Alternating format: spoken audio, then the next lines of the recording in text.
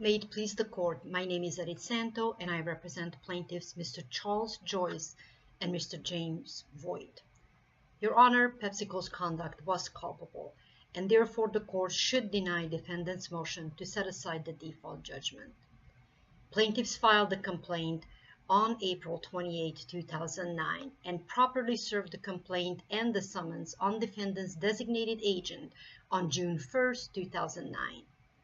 45 days went by and PepsiCo did absolutely nothing. PepsiCo is blaming a secretary.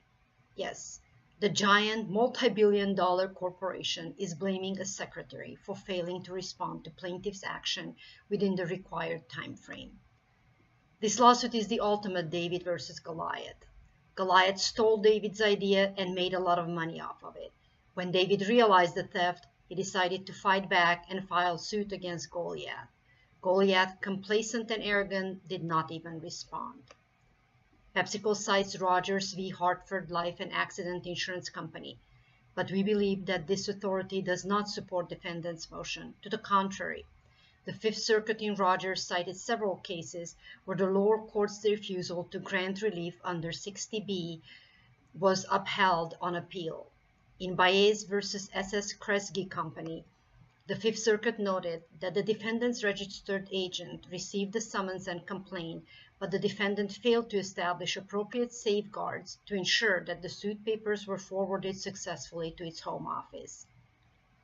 The court went on to explain that the defendant's registered agent and its home office possessed the papers in ample time to prevent its own injury, and minimal internal procedural safeguards could and should have been established, which would have prevented the loss. The Rogers Court also cited Gibbs v. Air Canada, where the complaint was forwarded to defendant's in-house counsel and defendant never responded to the complaint. The 11th Circuit noted that the only excuse Air Canada offered is that the mail clerk must have misplaced the complaint. The court was unmoved and considered this not a sufficient excuse. Your Honor, the trial court properly exercised its discretion to enter default judgment against PepsiCo.